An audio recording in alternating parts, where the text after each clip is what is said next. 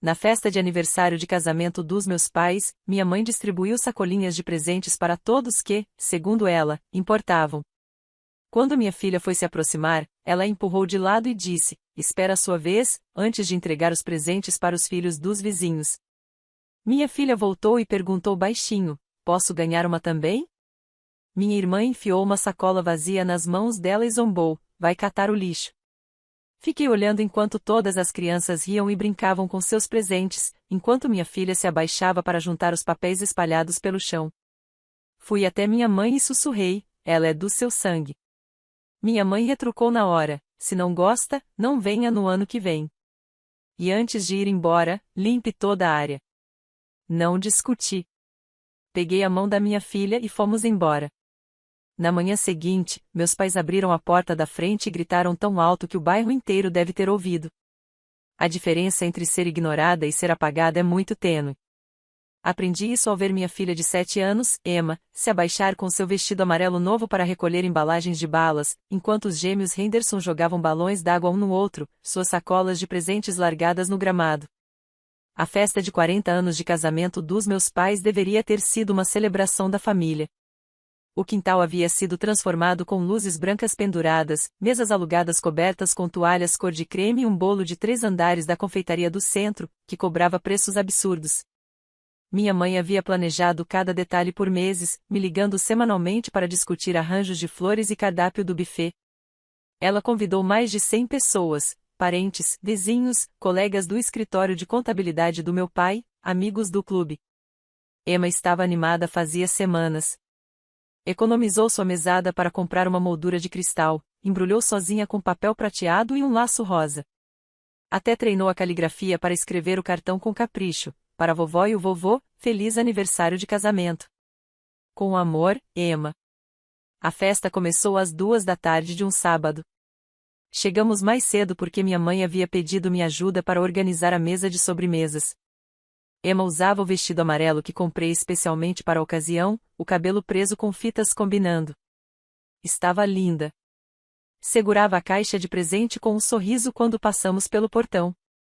Minha irmã Vanessa já estava lá, dando ordens ao pessoal do buffet com gestos bruscos. Tinha vindo de Boston com o marido, Craig, e o filho Tyler, de 10 anos, sentado nos degraus da varanda jogando no iPad. Vanessa sempre foi a favorita da mamãe bem-sucedida, que se casou com um cirurgião, que mora no bairro certo e coloca o filho em escola particular. Eu era a filha que se divorciou aos 29, que trabalhava como assistente jurídica em vez de advogada, que criava sozinha a filha em um apartamento simples do outro lado da cidade. Os convidados foram chegando aos poucos. Os Michels da casa ao lado, os Hendersons da rua de baixo, os colegas de golfe do meu pai, as amigas do clube de leitura da minha mãe. As crianças se espalharam pelo quintal de imediato, transformando a decoração planejada em uma confusão alegre. Emma entrou no grupo timidamente, ainda segurando o presente embrulhado. Ela sempre foi mais quieta que as outras crianças, mais observadora. Por volta das 4 da tarde, depois da refeição, dos discursos e do corte do bolo, minha mãe apareceu com uma pilha enorme de sacolinhas. Eram sacolas elegantes, brancas e brilhantes, com papel de seda e fitas, recheadas de surpresas. Ela tinha comentado sobre isso em uma de nossas ligações de planejamento, dizendo que queria dar algo especial a todas as crianças presentes. Assim que a viram, os pequenos correram para perto dela. Minha mãe riu, visivelmente encantada com a atenção. Ela começou a entregar as sacolinhas, chamando as crianças pelo nome: "Madison, aqui está, querida. Brandon, essa é para você. Ashley, não se esqueça da sua." Emma avançou junto com o grupo, a mão estendida.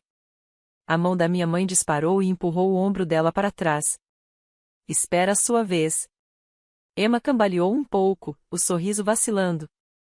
Deu um passo para trás, obediente, e ficou olhando enquanto minha mãe continuava distribuindo as sacolas. Os gêmeos Henderson receberam as suas. A menina Morrison, os filhos dos Patel, até Tyler, que mal ergueu os olhos do iPad enquanto Vanessa lhe entregava dele. Emma esperou.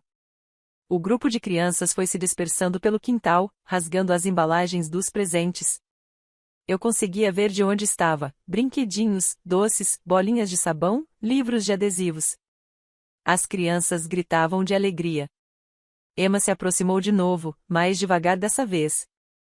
Vovó, eu posso ganhar uma? Minha mãe nem se virou. Estava conversando com a senhora Henderson, rindo de alguma coisa. Vanessa surgiu do nada. Pegou uma das sacolas vazias do chão as que os convidados tinham jogado fora depois de abrir e enfiou na mão da Emma. A voz dela pingava ironia. Aqui, recolhe o lixo. O rosto de Emma ficou pálido. Ela olhou para a sacola vazia, depois para Vanessa, depois para mim. Os olhos arregalados, confusos, buscando uma explicação que fizesse sentido. Tyler riu da varanda. É isso aí, limpa a bagunça. Os gêmeos Henderson ouviram e caíram na risada. Logo várias crianças observavam, divertidas com aquela nova brincadeira. Emma já não era mais uma delas. Virou outra coisa, uma serviçal, uma piada. A mão da minha filha tremia enquanto ela se abaixava para recolher embalagens. O vestido amarelo roçava a grama. As fitas do cabelo brilhavam no sol. Ela se movia metodicamente de um pedaço de lixo ao outro, enquanto ao redor as crianças brincavam com apitos, cordas de pular e bichinhos de pelúcia. Algo quente e cortante se retorceu no meu peito. Fui direto até minha mãe, que agora conversava com os Mitchell sobre o cruzeiro que fariam em breve. Mãe? Minha voz era baixa, controlada. Ela é do seu sangue. Minha mãe virou para mim com aquela expressão que eu conhecia a vida inteira que dizia que eu era inconveniente, dramática, difícil. O sorriso não vacilou. Se não gosta, não venha no ano que vem. Pausou, os olhos frios, calculados. E antes de ir embora, limpe toda a área. Os Mitchells pareceram desconfortáveis. Minha mãe voltou a falar com eles, me descartando completamente. Fiquei parada ali 5 segundos. 10. A festa continuava ao meu redor. Risadas, música saindo das caixas de som, tilintar de taças. Meu pai estava do outro lado do quintal mostrando a nova churrasqueira para alguém. Vanessa tirava fotos com minha mãe. As duas posavam impecáveis. Fui até Emma. Ela tinha juntado um pequeno monte de lixo e segurava a sacola vazia com cuidado para não rasgar. O rosto composto, mas eu a conhecia bem o suficiente para ver o esforço que aquilo exigia. Vamos embora, querida. Mas eu nem entreguei o presente ainda. A gente manda pelo correio. Tem certeza? Eu queria. Tenho. Peguei sua mão. Saímos pelo portão sem nos despedir de ninguém. Atrás de nós, a festa continuava sem interrupção. Ninguém nos chamou. Ninguém notou nossa saída. No carro, Emma ficou em silêncio por alguns minutos. Depois, baixinho, eu fiz alguma coisa errada? Não, meu amor.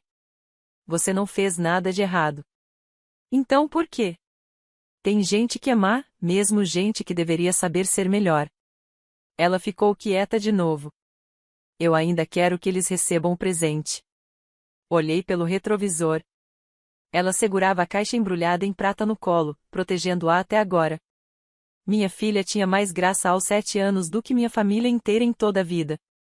À noite, ajudei Emma a se preparar para dormir. Ela escovou os dentes sem que eu pedisse e escolheu um pijama de unicórnios. Quando eu a cobri, ela me olhou com aqueles olhos castanhos sérios. Mãe? Sim, querida.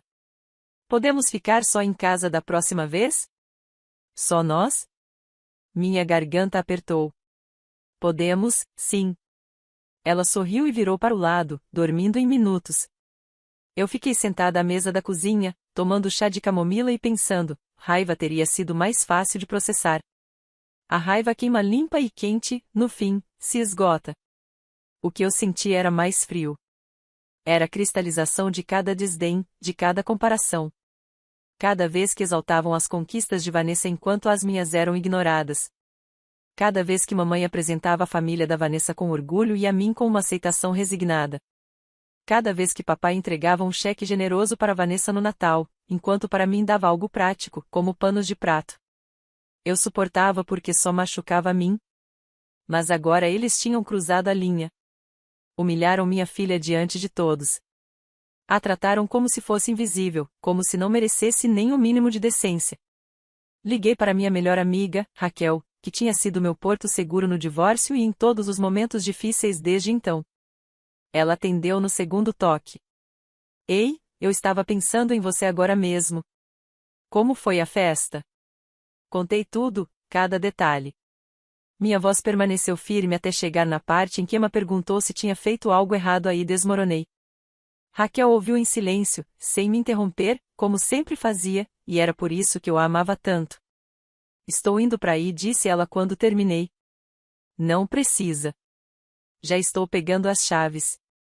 20 minutos depois, ela apareceu com uma garrafa de vinho e uma expressão feroz. Sentamos à mesa da cozinha enquanto Emma dormia tranquila no quarto, sem imaginar que a mãe já estava arquitetando algo. O que você vai fazer? Raquel perguntou. Ainda não sei. Mas alguma coisa boa. Eles merecem o que quer que você faça. Ela serviu o vinho em 2 canecas diferentes. Sua família sempre te tratou como segunda opção. Eu vi isso por anos e calei porque eram sua família. Mas o que aconteceu hoje foi imperdoável. Eu ainda pensava, talvez estivesse exagerando, talvez não fosse tão grave. Mas os olhos de Raquel brilharam. Para. Não faz esse jogo de minimizar. Eles humilharam sua filha diante de todo mundo. Fizeram ela se sentir inútil. Isso não é exagero. Isso exige resposta. Ficamos conversando até a meia-noite. Raquel entendia o mundo jurídico porque trabalhava com o direito imobiliário. Trocamos ideias, a mente dela complementando a minha. Ela falou de servidões e limites de propriedade. Eu falei de licenças comerciais e alvarás. Quando ela foi embora, eu já tinha o esboço de um plano. Na manhã de domingo, Emma acordou mais quieta do que o normal. Veio até a cozinha de pijama e subiu no meu colo, coisa que não fazia havia meses. Filha, está tudo bem? Ela sentiu contra meu peito, mas não disse nada. Você pode me contar o que sente. Seja o que for. Ela se esforçou para achar as palavras. Eu sinto, como se não fosse boa bastante. Meu coração se partiu. Emma, olha para mim. Ela ergueu o rosto. Você é mais do que boa bastante. Você é inteligente, bondosa, criativa e corajosa. O que aconteceu ontem não tem nada a ver com você. Tem a ver com eles. Mas por que a vovó faria isso? Às vezes, as pessoas são cruéis. Às vezes, quem mais deveria nos amar é quem mais nos machuca. Não significa que fizemos algo errado. Significa que eles esqueceram como ser boas pessoas. Ela pensou um pouco. A gente vai ver eles de novo? Não por um tempo. Talvez nunca mais. Tudo bem para você? Ela assentiu devagar. Podemos comer panquecas? Assim, de repente, estava pronta para seguir em frente. Crianças têm uma resiliência que chega a partir o coração. Fomos ao IOP, e ela pediu panquecas com gotas de chocolate. Acabou com o chantilly no nariz e gargalhando. Tirei uma foto. Ali, ela parecia feliz, grudenta e com seus 7 anos. Ninguém diria que, 24 horas antes, estava de joelhos catando lixo. Naquela tarde, enquanto Emma assistia desenhos, abri meu laptop e comecei a trabalhar de verdade. Minha experiência como assistente jurídica me ensinara como os sistemas funcionam. Você aprende sobre registros de propriedades, licenças comerciais, fiscalização de códigos, processos de alvarás. Aprende quem ligar, como fazer as perguntas certas. Aprende que informação é poder e que poder nem sempre exige dinheiro. Às vezes, só exige persistência e saber onde procurar. Meus pais moravam em um bairro de alto padrão. Do tipo de bairro com associação de moradores ativa e regras rígidas. Do tipo em que você precisa de alvará para tudo, em que os limites de propriedade contam, em que violações de código são levadas a sério. Comecei pelo básico. Os registros públicos mostravam que meu pai nunca tinha conseguido permissão para o galpão que construiu 3 anos atrás no quintal. A estrutura ultrapassava o limite de tamanho permitido para construções sem alvará, segundo as regras do condado. Fiz uma denúncia ao setor de fiscalização, anexando fotos que eu mesma havia tirado em encontros de família ao longo dos anos. A cerca que eles tinham estendido no ano anterior para bloquear a vista do quintal dos Johnsons? ultrapassava o limite de altura permitido em 20 centímetros e violava o acordo de servidão. Outra denúncia, com medições e documentação. O negócio da minha mãe, convites personalizados e organização de eventos? Nenhuma licença registrada. Operava sem autorização em zona residencial e recebia pagamentos sem declarar a renda. Enviei denúncias anônimas tanto para o Departamento de Licenciamento Comercial quanto pelo portal da Receita Federal com o link da loja dela no Whats. A garagem que eles tinham expandido, invadindo tecnicamente a calçada, que era área pública. Isso configurava invasão de propriedade da cidade, exigindo remoção ou um acordo formal de servidão que eles nunca tinham conseguido. Entrei em contato com o Departamento de Planejamento Urbano.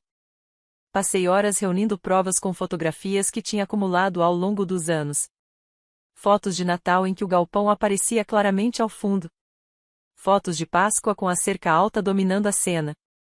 Fotos de churrascos de verão em que dava para ver a garagem ampliada.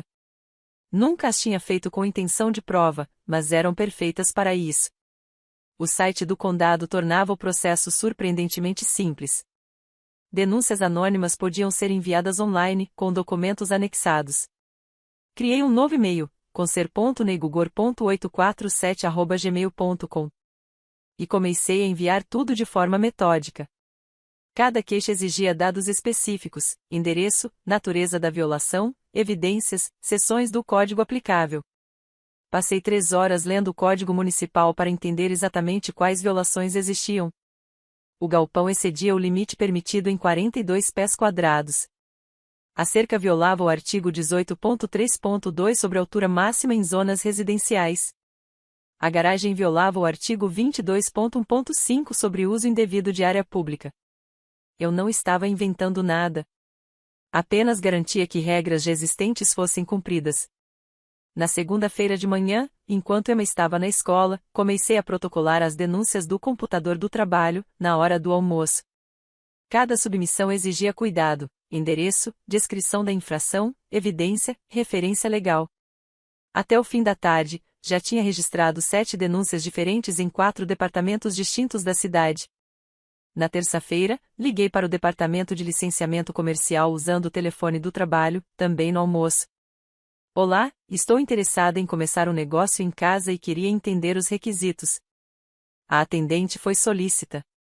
Explicou o processo de inscrição, as taxas, as obrigações fiscais, os relatórios necessários.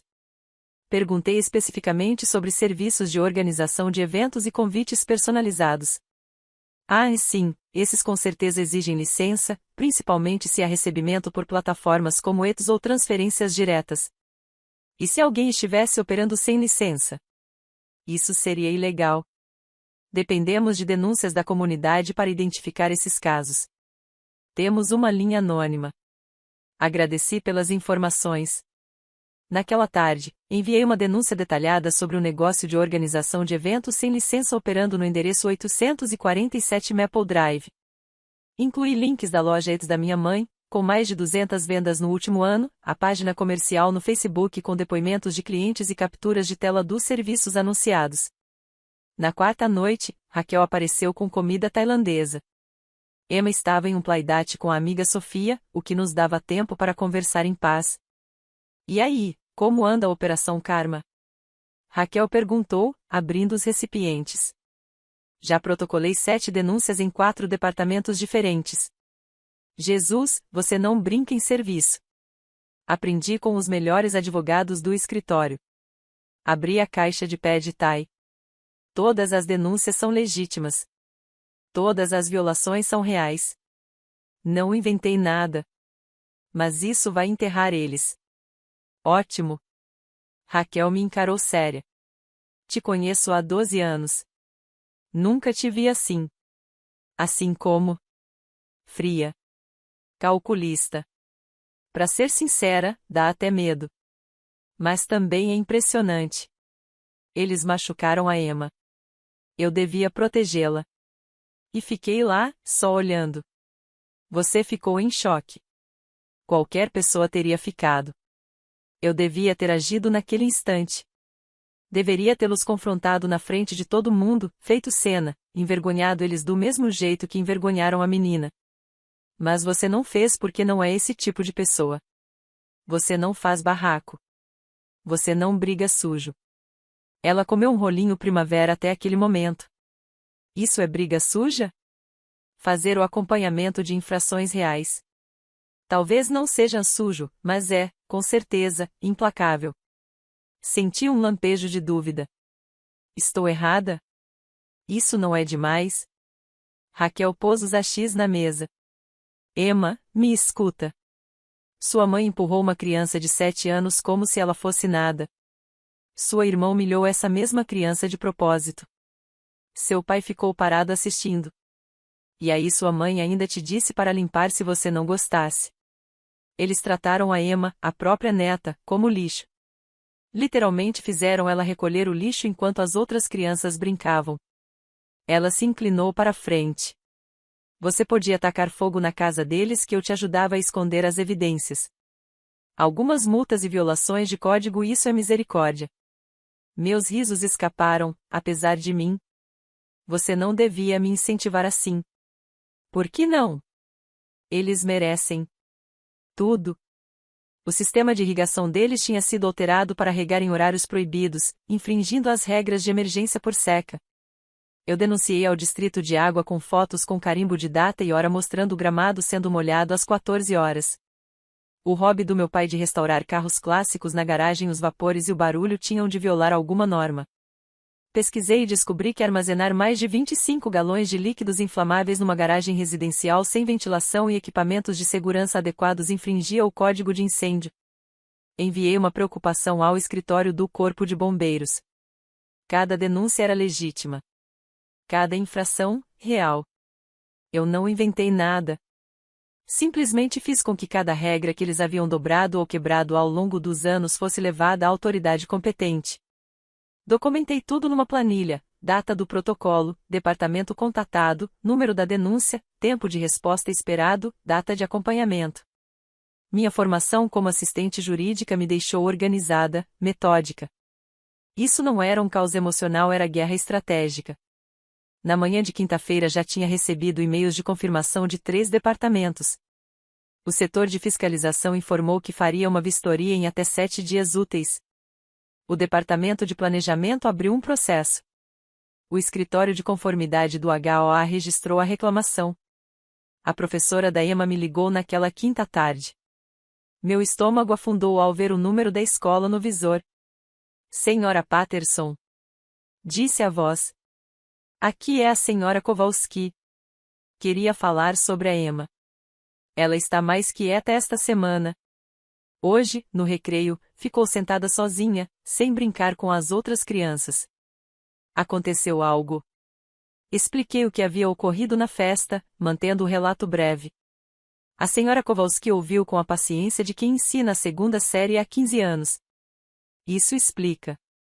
Coitadinha. Deve estar processando sentimentos grandes. Posso sugerir que a senhora continue presente para ela. As crianças são resilientes, mas precisam saber que os sentimentos delas são válidos. Se ela não melhorar em 1 ou 2 semanas, considere conversar com a orientadora da escola. Depois da ligação, senti uma onda de culpa. Estava tão focada em punir minha família que não tinha pensado direito em como a Emma lidaria com as consequências. No domingo ela parecia bem, mas talvez fosse só boa em esconder a dor, algo que aprendeu a fazer vendo eu fazer isso a vida inteira. Naquela noite, em vez de trabalhar nos planos de vingança, sentei com a Emma e fizemos biscoitos. Usamos farinha demais, as gotas de chocolate ficaram por todo lado, e ela riu quando eu quebrei um ovo direto no balcão em vez de colocá-lo na tigela. Mãe, você tem que mirar na tigela. Achei que o balcão precisava de um ovo. Está triste. Ela gargalhou. Balcões não ficam tristes. Como você sabe? Talvez ele esteja aí o dia todo sem nada, se sentindo inútil. Que besteira. Você é boba. Ela me atirou um punhado de farinha. Eu fiz um escândalo fingido e saí correndo atrás dela pela cozinha enquanto ela gritava de rir. Isso aqui, agora era o que importava. Não a aprovação dos meus pais, nem obrigações familiares, nem manter relações que exigiam que eu me diminuísse. Só a Emma, feliz, segura e sabendo que era amada. Os biscoitos saíram levemente queimados embaixo, mas comemos do mesmo jeito, sentadas no sofá assistindo a um documentário sobre pinguins. A Emma adormeceu encostada no meu ombro, com chocolate no canto da boca. Acarreei-a até a cama e a cobri, observando seu rosto sereno à luz fraca do corredor. Ela tinha passado por algo doloroso, mas ia sobreviver. Melhor que isso, ia aprender. Aprender que se afastar da crueldade era aceitável, que se proteger não era egoísmo, que família não é desculpa para abuso. De volta ao laptop, continuei meu trabalho com foco renovado. Não era só vingança agora. Era mostrar a Emma que ações têm consequências, que não se precisa aceitar maus tratos em silêncio, que se posicionar por si mesma mesmo quando é desconfortável importa. Aí eu fiquei criativa. Eu conheci a presidente do HOA, Linda Morrison. Nossas filhas haviam estudado juntas no jardim. Liguei para ela e comentei de leve como estava preocupada com o valor das propriedades no bairro, se ela tinha notado como o gramado dos meus pais andava meio descuidado. A grama um pouco alta, a tinta das venezianas descascando, as ervas daninhas ao longo da entrada crescendo demais. Linda, coitada, mordeu a isca. A fiscalização estética do HOA ficou subitamente rígida para o número 847 da Maple Drive. Contactei 3 dos maiores clientes contábeis do meu pai, pequenos negócios que encontrei no site público do escritório dele. Não disse nada falso. Simplesmente fiz perguntas detalhadas sobre a declaração de IR deles, disse que estava procurando um contador e comentei casualmente sobre práticas suspeitas na categorização de despesas. Soava preocupada, como uma possível cliente. 2 deles ligaram para o escritório do meu pai fazendo perguntas pontuais sobre as declarações anteriores.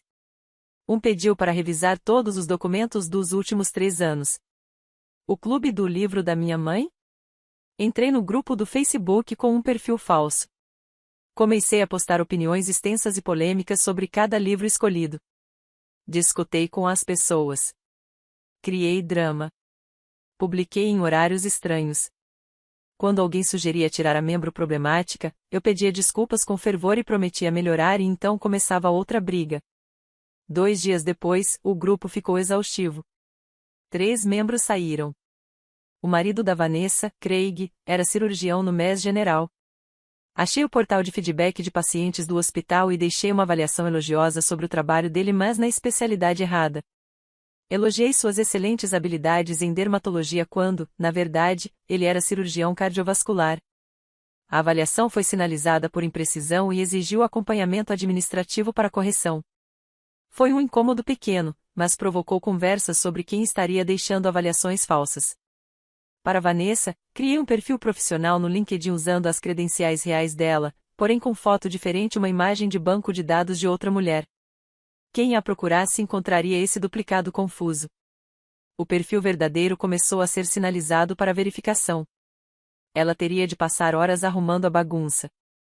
A beleza de tudo aquilo era o efeito cumulativo. Uma denúncia seria administrável. Uma multa, uma infração, uma dor de cabeça, eles dariam conta. Mas 7 problemas distintos em vários departamentos, todos surgindo num curto período, criavam caos. Sobrecarga, aquele tipo de estresse que tira o sono, que faz você imaginar o que vem a seguir. Eu sabia disso porque vi acontecer com clientes do escritório.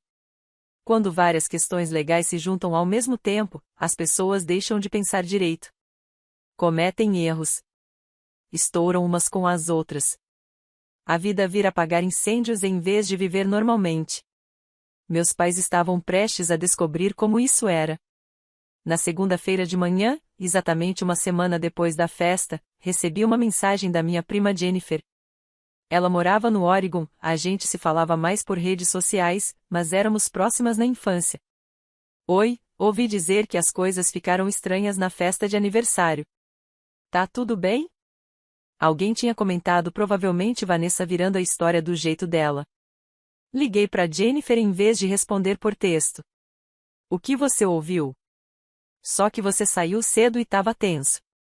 A Vanessa falou algo sobre um mal-entendido com as sacolinhas. Um mal-entendido? Respondi. Essa é uma forma de dizer. Contei tudo. Tudo mesmo. Jennifer ficou silêncio por um bom tempo depois que terminei. Caramba! Uau! Eu sabia que a Patrícia favorecia a Vanessa, mas não imaginava que fosse tão óbvio. Sempre foi óbvio. Só que eu inventava desculpas. O que você vai fazer? Já estou fazendo. Digamos só que eles estão tendo uma semana difícil. Jennifer riu. Bom. A Emma é uma criança doce. Ela não merecia aquilo. Ela fez uma pausa. Pra você saber, muita gente da família estendida acha a Vanessa insuportável. Só não fala isso perto dos seus pais. Sério? Ah, sim. Ela é tão falsa. Tudo é performance. O Tyler é mimado porque ela nunca o disciplina. E o Craig ela parou. Craig é o quê? Tá, vou te contar algo que ouvi, mas não repete. No Natal passado, eu ouvi minha mãe falando com a tia Susan. Parece que há rumores sobre o Craig no hospital. Algo sobre comportamento inadequado com funcionários. Que tipo de comportamento? Do tipo que rende denúncia ao RH. Nada provado, mas fumaça suficiente para dar o que falar. Guardei essa informação. Não ia agir com base em rumores não verificados, mas era bom saber que a vida perfeita da Vanessa talvez não fosse tão perfeita assim. Depois da ligação, pensei nas dinâmicas familiares e nas histórias que contamos a nós mesmos. Passei décadas achando que eu era o problema, que se eu me esforçasse mais, conquistasse mais, fosse melhor, meus pais me valorizariam como valorizavam a Vanessa. Mas o problema nunca fui eu. O problema era a capacidade limitada deles de amar incondicionalmente, de hierarquizar os filhos, de tratar família como ranking em vez de círculo. Emma nunca questionaria seu valor desse jeito. Eu faria questão disso. Inscrevi todos eles em todas as listas de mala direta que encontrei, campanhas políticas de ambos os partidos, apresentações de Timeshare, esquemas de marketing multinível, organizações religiosas. Suas caixas de correio iam transbordar, suas caixas de e-mail, ficar inutilizáveis. Na terça seguinte, 9 dias depois da festa, apareceu o primeiro aviso na porta dos meus pais. Soube porque passei pela casa deles naquela noite depois do trabalho. A etiqueta laranja da fiscalização podia ser vista da rua, anunciando a infração para o bairro todo. A senhora Henderson estava regando o jardim da frente, ela certamente viu. Linda Morrison, da HOA, passeava o cachorro por ali todo entardecer. Aquela etiqueta laranja acionara imediatamente o instinto de conformidade dela. Senti uma satisfação sombria enquanto me afastava dirigindo. O primeiro dominó havia caído. Na quarta-feira, eles já tinham recebido mais 3 cartas oficiais de departamentos diferentes. Na quarta-feira, o HOA enviou um aviso de infração. Na sexta, o Distrito de Água aplicou uma multa e o Departamento de Planejamento da cidade mandou um inspetor. Minha mãe me ligou na terça à noite. Eu estava ajudando a Emma com o dever quando o telefone tocou. Emily, que diabos está acontecendo? Estamos recebendo notificações da cidade a semana inteira. Sério? Que tipo de notificações? Violações de código. Alguém nos denunciou pelo galpão e pela cerca. Emily, foi você que fez isso? Por que eu faria isso, mãe? Talvez você tenha dado azar. Às vezes vizinhos reclamam. Isso é ridículo. Vamos ter que pagar multas e derrubar a cerca que acabamos de construir. Puxa, que estressante. Sinto muito que estejam passando por isso. Sinto? Ela pausou. Ouvi meu pai ao fundo fazendo perguntas. Você nos denunciou? Não faço ideia do que você está falando. Olha, preciso ir, disse eu. A Emma precisa de ajuda com a matemática. Não ouse desligar na minha cara. Desliguei.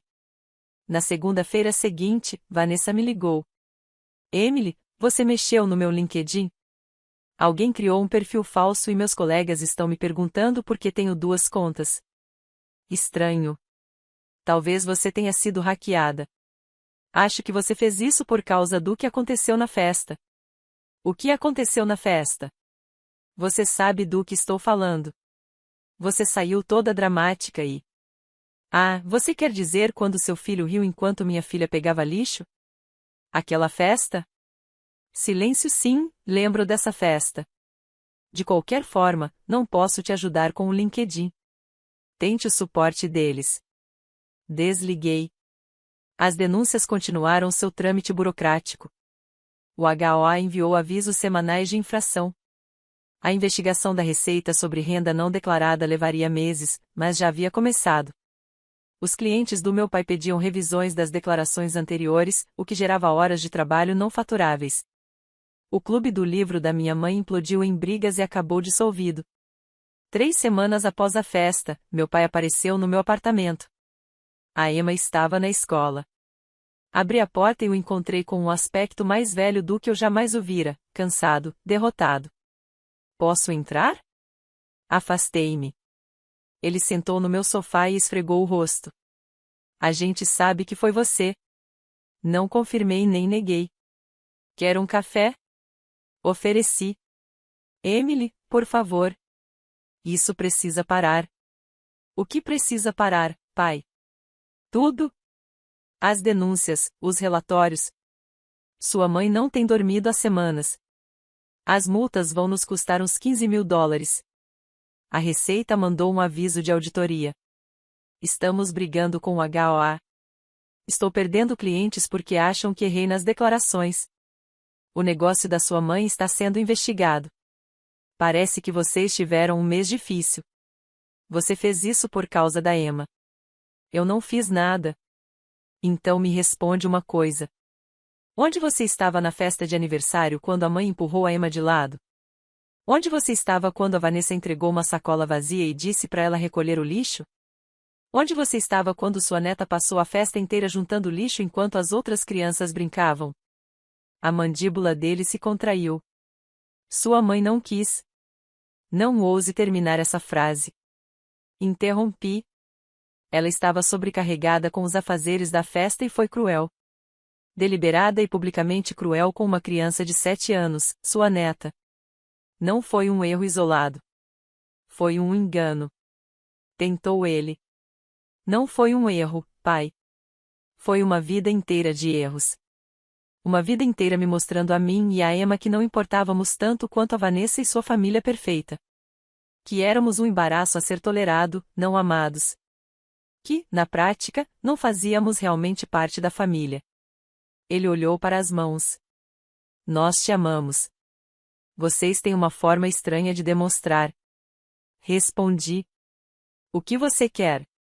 Um pedido de desculpas? Tudo bem. Me desculpe. Sua mãe pede desculpas. A Vanessa pede desculpas. Todos nós pedimos desculpas. Agora, por favor, faz isso parar.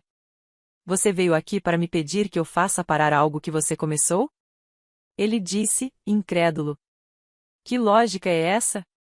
Pai, deixe eu te dizer o que eu quero. Inclinei-me. Quero que você se imagine com 7 anos na festa dos seus pais. Imagine ser empurrado de lado. Imagine receber uma sacola vazia para recolher o lixo enquanto as outras crianças ganham brinquedos. Imagine sua mãe assistindo e não dizendo nada. Como isso faria você se sentir?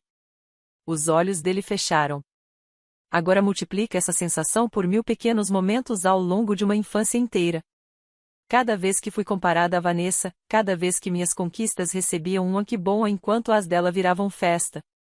Cada vez que me disseram você vai entender quando estiver mais bem-sucedida, mais estabelecida, mais parecida com sua outra filha.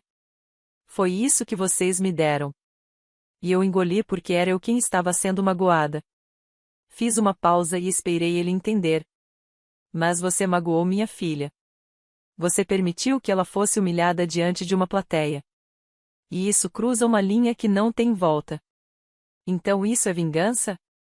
Chame do que quiser, consequências. Vocês quebraram regras e ninguém cobrou porque vocês são pessoas respeitáveis num bairro agradável. Pois agora alguém notou. Isso não é vingança. Ele murmurou. Não é vingança. É a realidade alcançando vocês. Se a gente pedir desculpas para Emma, ele começou. A Emma não quer o seu pedido de desculpas. Cortei. Ela perguntou 2 vezes se tinha feito algo errado. Ainda assim, quis te dar o presente que comprou com a mesada dela. Entendeu? Depois de tudo, ela ainda tinha graça suficiente para querer te dar um presente que ela mesma comprou. Ela tem mais graça do que todos vocês juntos. Meu pai levantou-se devagar. Vou falar com sua mãe. Faça isso. Disse eu. Ele caminhou até a porta e então se virou. Você se tornou vingativa, Emily. Isso não é você. Você está certo. Respondi. Não é quem eu era. Mas aquela pessoa deixou que a tratassem como se não importasse. Aquela pessoa ensinou a filha que família devia ferir e que a gente aceitava com um sorriso. Olhei nos olhos dele. Eu não sou mais essa pessoa. E minha filha nunca vai aprender a aceitar crueldade como se fosse amor. Depois que ele saiu, fiz apenas uma ligação. As denúncias e relatórios continuariam seguindo pelos canais burocráticos. Alguns resultariam em multas, outros em exigências de correção, outros apenas em dores de cabeça com papelada. Tudo legítimo. Tudo merecido. Mas encerrei os pequenos incômodos, as listas de correspondência, os perfis falsos, o drama do clube do livro. Eles já tinham cumprido seu papel criar o caos e o estresse que tornavam as denúncias oficiais sufocantes, em vez de gerenciáveis. Meus pais sobreviveriam. Pagariam as multas, corrigiriam as violações, enfrentariam a auditoria. Custaria dinheiro, tempo e noites sem dormir, mas dariam um jeito. O que eles não teriam era minha filha. Não teriam jantares de domingo, festas de aniversário ou recitais escolares. Não teriam a infância da Emma, de forma alguma. Mamãe tentou ligar várias vezes nas semanas seguintes. Não atendi. Ela mandou um cartão endereçado a Emma com uma nota de $50 dentro. Devolvi sem abrir.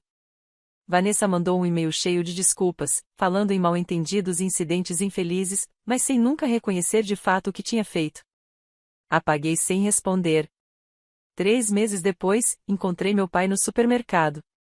Ele estava mais magro. Nossos olhos se cruzaram na seção de hortifruti. Ele abriu a boca, como se fosse dizer algo, mas fechou e se virou. Emma perguntou sobre eles de vez em quando, no começo. A vovó e o vovô ainda estão ocupados? Sim, querida. Com o tempo, ela parou de perguntar. Fez amigos na escola.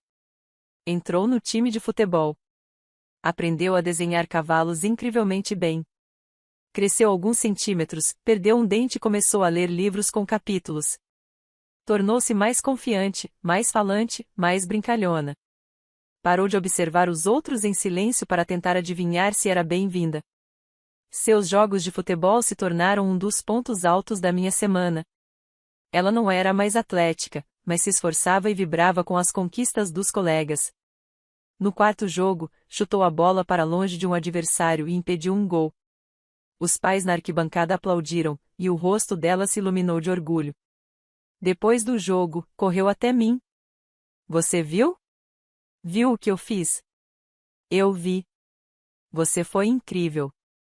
O técnico disse que eu mandei muito bem. Disse que estou melhorando toda semana. Comemoramos com sorvete. Emma escolheu chocolate com jujubas e comeu tão rápido que ficou com dor de cabeça de gelo. Mas valeu a pena, disse ela entre risadas.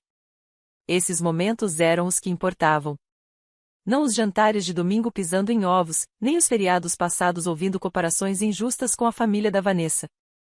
Na semana seguinte, a escola da Emma marcou reunião de pais e professores. A senhora Kowalski me mostrou os trabalhos mais recentes dela, desenhos mais coloridos, histórias com mais confiança. Ela realmente floresceu nas últimas semanas, disse. O que quer que você esteja fazendo em casa, continue. Mostrou-me um desenho da nossa casa, flores, sol e nós duas sorrindo. No canto, Emma tinha escrito, Lar é onde a mamãe está. Precisei piscar rápido para segurar as lágrimas. Comecei a sair com Marcos, um professor gentil que tratava Emma como se fosse a pessoa mais interessante do mundo. Não deu certo a longo prazo, mas mostrou a ela como é o amor respeitoso. Criamos nossas próprias tradições, panquecas aos sábados de manhã com montes de chantilly, maratonas de filmes aos domingos, visitas mensais ao museu infantil. A infância da Emma passou a ser preenchida com pequenas alegrias genuínas, em vez de grandes obrigações vazias. Em novembro, 5 meses depois da festa, recebi um convite formal pelo correio. Meus pais estavam organizando o Dia de Ação de Graças e, especificamente, convidavam a mim e a Emma. O cartão era caro, a caligrafia profissional. A mensagem, calorosa e genérica. Joguei no lixo. Emma viu. Era da vovó? Era. A gente vai? Você quer ir? Ela pensou sério. Não muito. Podemos passar o Dia de Ação de Graças aqui? Podemos chamar o Marcos. Marcos e eu já não estávamos juntos, mas tínhamos virado amigos. Claro, querida. Podemos convidar quem quisermos. Podemos chamar a dona Shen, do andar de baixo? Ela sempre fica sozinha. Minha filha queria incluir a vizinha idosa, que às vezes se sentia isolada, em vez de ir a uma festa com os próprios avós. Isso me disse tudo o que eu precisava saber sobre a pessoa que ela estava se tornando. Ótima ideia. Recebemos o Dia de Ação de Graças em nosso pequeno apartamento. Marcos trouxe pãezinhos caseiros. A dona Shen trouxe uma torta de cereja. Emma fez marcadores de lugar com os nomes de todos, decorados com glitter. Comemos demais, rimos, jogamos cartas e ninguém fez ninguém se sentir menor. Pela janela, as luzes da cidade brilhavam. Emma se recostou em mim no sofá, sonolenta e contente. Aquilo era família. A que escolhemos e construímos com bondade, não por obrigação. Meu celular vibrou com uma mensagem da minha mãe: você não veio. Fiz sua torta favorita. Desliguei o telefone. A vingança nem sempre é barulhenta. Às vezes, é apenas o ato silencioso de ir embora e construir algo melhor. Às vezes, é ensinar sua filha que ela merece ocupar espaço, ser celebrada, importar. Às vezes, é assistir quem te feriu enfrentar as consequências dos próprios atos enquanto você se recusa a ser plateia para a autopiedade deles. Às vezes, vingança é simplesmente viver bem. Realmente bem. Sem eles. Emma se mexeu encostada em mim. Mãe. Sim. Esse foi o melhor dia de ação de graças de todos. Foi mesmo, querida. Do lado de fora, o mundo seguia. Em algum lugar, meus pais provavelmente estavam limpando depois da ceia, se perguntando por que eu não tinha ido, talvez até magoados com minha ausência. Em algum lugar, Vanessa provavelmente postava fotos filtradas da sua família perfeita nas redes sociais. E aqui, no nosso pequeno apartamento cheio de móveis que não combinavam e decorações feitas à mão, minha filha dormia de barriga cheia e com o coração leve, cercada por gente que a amava de verdade. Eu tinha começado aquilo querendo fazer com que eles sentissem a dor que causaram a Emma. Mas em algum ponto do caminho percebi algo mais importante. A melhor vingança não era fazê-lo sofrer. Era mostrar a Emma que ela merecia coisa melhor e então dar isso a ela. Que meus pais fiquem com a casa grande, as violações de código e o prestígio social com suas rachaduras invisíveis. Que a Vanessa mantenha a vida curada, a escola particular e o marido cirurgião bem remunerado. Eu tinha algo que eles nunca entenderiam, uma filha que sabia, de verdade, que era desejada, amada e suficiente exatamente como era. Eles deram a ela uma sacola vazia e mandaram recolher o lixo. Eu dei a ela uma vida em que nunca precisaria implorar por respeito básico novamente. No fim das contas, essa foi a única vingança que importou.